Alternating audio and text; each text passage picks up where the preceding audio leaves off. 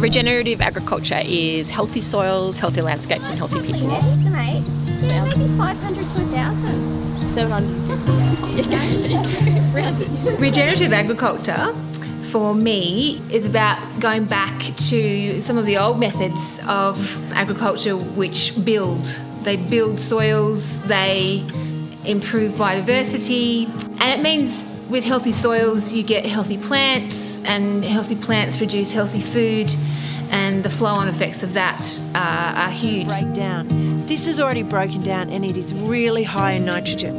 And some composting experts say that all you need for a compost is coffee grounds and leaves. And you just have a cold compost and you just let it rot down, and it looks like this.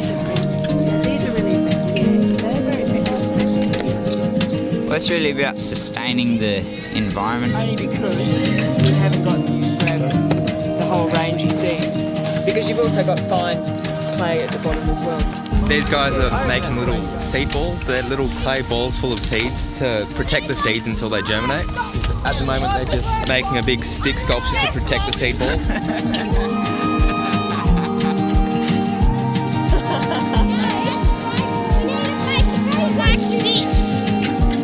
Starting young, I guess, makes kids thinking more about how they can have a landscape or a farming system that's going to give back to them into the future. So we don't want landscapes to degrade, we don't want them to deteriorate, we want them to constantly build over time so that we have access to these really important resources into the future. So building healthy soils means that we have soils that can continue to produce for a long time.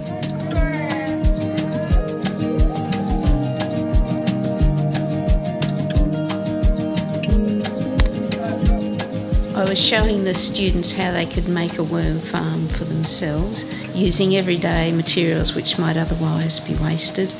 Worms are really, really important in the soil.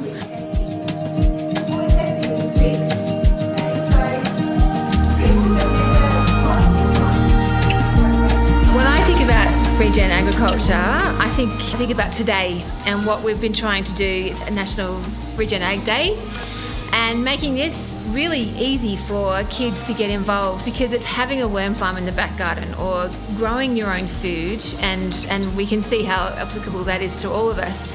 But the Regen Ag movement is about taking this to a bigger scale, and there's so much discussion happening now out in society about how do we increase soil carbon and how do we increase our biology in our soils, and it's really exciting times because it is becoming very applicable to broad scale, and it's also very easy on a smaller scale.